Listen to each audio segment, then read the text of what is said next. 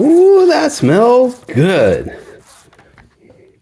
Hey, Ryan Williamson here with Sourwood Farm. I am working on coating my plastic foundation with nice warm beeswax that just smells so good. And yeah, so as I'm doing this, I'm thinking, well, maybe I should share my process, thoughts, costs, tips, tricks, all that stuff. So anyway, I'm gonna put this over here and on a tripod so I can work while we talk. And, so basically, the concept here is I'm using plastic foundation, which I give to the bees, to draw new comb for new honey supers or nukes I'm selling, growth. And there's lots of different ways to give the bees, get them draw out frames. There's foundationless, which I used to do a lot. Crimp wire wax, pure beeswax. I've done that, quite a bit of that. And then plastic is the one that's really popular here in the US. And that's actually kind of the way I've gravitated. But there's pros and cons with all of them. Not going to go into that so much. But the deal with plastic is it works great or it doesn't work at all. And the basic reason is plastic is a foreign substance to the bees, right? Why would the bees want to draw their comb off of pure plastic? It doesn't seem like part of their hive.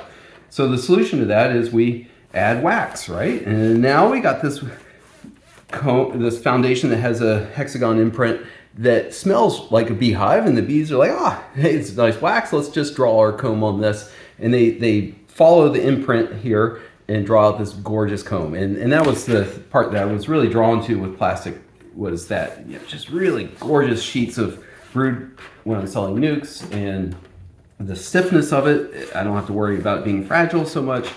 And a lot of different reasons. But getting the right amount of wax on the foundation is a little challenging, right? So the manufacturers use all different techniques of, I think a lot of it's like a splatter spray to put beeswax on the foundation. And the wax is not cheap, so they might skimp on how much, or maybe it doesn't smell right, and the bees don't always take to it. So there's always chatter on the bee forums and whatnot, like, my bees are not drawing out the wax foundation, and the solution is add your own. And so we do that, and that's certainly what I did for years. But then it starts feeling silly. Why am I buying this foundation that has wax already on it? I don't know where that wax came from. Maybe it was used, it came from beekeepers in really high ag areas with a lot of chemicals, or maybe they used a lot of synthetic chemicals in their own beehives, like fluvalinate or Kumphos are the two worst, but even Amitrash, my understanding, shows up in the wax as well, or metabolites of it. I don't want that in my bees. I would prefer to give them a healthier environment to live. So I started then just buying foundation without any wax on it and coating it myself. And the cost-wise, that also matters quite a bit, was nice. I can get this delivered for, I think the medium sheets were about 64 cents each, and that's after shipping. And then with the deep, it's more like 83 cents each. If I buy it with this, enough wax, which I would view as a extra heavy coating, there you're looking at $1.50 to $2 a sheet sometimes.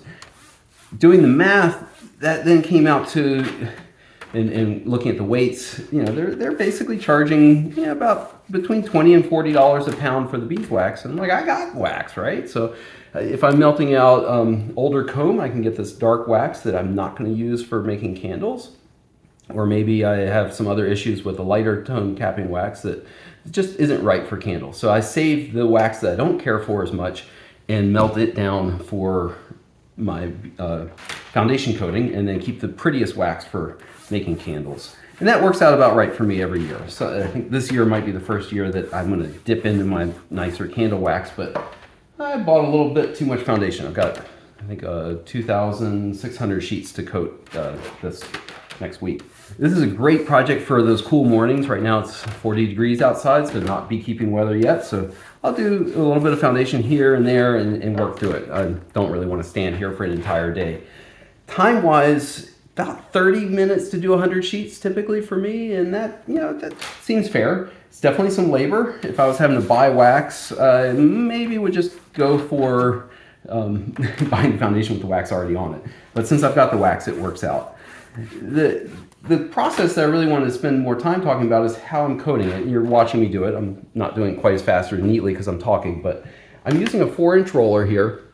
And what's a little unique in the way I do it, I think, compared to most, is What I found was if that roller can roll as I'm going along, it would splatter if I was going fast enough. I want to do a bunch of light coatings on the foundation so it builds up, right? And when it's warm, you can see it more. But the more I build up on the ridges, the better acceptance I get. The bees will then draw that about maybe sometimes even like halfway out just using this wax. And if the queen comes along and lays eggs, boom, they're going to finish the job. So even in like the shoulder seasons, it matters mostly, like the earlier spring and later fall before they're, you know, not a heavy, beginning and end of the nectar flow. When there's not as much nectar, that heavy wax coating really makes a difference as far as them drawing it out. I've done experiments running crimp wire and plastic, and oftentimes my plastic is as good or better than the crimp wire pure wax as far as them drawing it out, which is pretty awesome. During the peak of the honey flow, not so necessary to have it extra thick like this, but sure doesn't hurt. It allows them to go a little faster. The other thing is that if I go a little too deep, like here's one I messed up, right? So I put too much wax on and I filled up the cells. So that's what I'm trying to avoid. When I pin this so that it doesn't roll, I typically get less of that action. And it allows me to go faster and just skim along. Here, I'm wasting wax. I've put too much in. And now that honeycomb worker size brood is gone, right? That imprint. It's a flat wax kind of coating. And so the bees actually often will then go, oh, this is a place we can make drones. And so they'll rework the foundation to drone comb. I like drones, but I don't necessarily want them here. I have special areas, like I'll use a half sheet of foundation and have actual kind of dedicated drone comb areas. It works for my management. So, you know, wasting wax and then also maybe not getting exactly what I want if I'm using too much wax. So the idea with, if I can just cruise along, skimming the top, building up a nice coating of wax, that's the ideal way to go about it. And of course, we want to go fast, right? So having this pin so that, oh, I should be over here so you can see better, so that I can go really fast, that works better for me. I tried a 6-inch roller and I bought, I don't know, I wish I knew what this foam is. This one I've had for about a dozen years and I'm starting to wear one side a little flat, so I've switched to the other side. But at some point this is going to fail and I'm going to have to go foam roller shopping. Whatever I bought for the 6-inch roller thinking that would be faster, it disintegrated too fast and that didn't work out. So that was kind of a bummer. But this actually works pretty well using the 4-inch. I can do a coating along here and coating along there and that works out. With the, here it's like, it's almost catching the full sheet. But that works out, you know, I'm going back and forth, so I just kind of up and down a little bit and get it all covered. I'm going to just pop this off now and try to talk a little bit more about the workflow. To speed things up, I've got a Presto pot here with wax melting. And from there, I drilled a hole in it and put in this little valve. I wish I'd done a straight valve because this will sometimes get clogged, so I keep a little string trimmer line, or you can use like a, I don't know, like a, any kind of little bit of plastic, like a, I'm blanking on the name, but anyway, something like that to push up. Zip tie, that's what I was trying to think of. But the concept is that then I can add wax in down here. So I'm never stopping to wait for wax to melt. I can always be adding it in. I want this wax to be just melted, almost like a skim on top is really nice. It builds up faster and doesn't drop down in the cells as much. When I'm dipping the foam roller in, I'm just barely dipping and then doing it. I can't really do that while I'm holding the phone, but so we'll stop that. So this is always melting. If I'm using a darker wax like this, I'm going to do that more for my brood comb areas because I don't really care about the looks of it. The bees love the propolis in the darker wax, so I get great acceptance. But when I'm doing my honeycomb, I'm going to use the lighter, more like this here, that's more capping wax. And yeah, so then the basic concept is that I'm coating both sides, stacking it. When I get enough of that, it's hard to do one-handed, then I add it into a box down here on the dolly.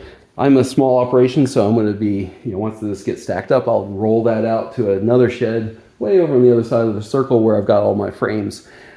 Popping the foundation into frames it aggravates my thumb, so I'm going to put on gloves for that. And then the other thing is that is not so much a cold morning project. So as I'm putting the foundation in, I've got to bend it, right? If it's cool out, this wax becomes more brittle, and I would notice myself, seeing the wax just kind of popping off as I'm doing it, and that's not ideal, right?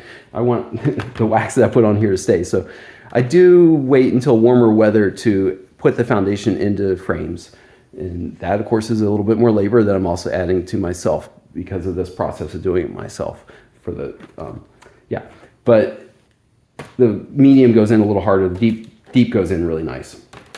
Yeah, so I'm going to get back here to coating a lot more sheets. I've got a lot more to go, but just thought I would share a little bit of my process, some thoughts, and the basic workflow. And hope this was useful. I'll be curious how other people go about it. If you have other ways of coating, I'd love to hear about it and learn.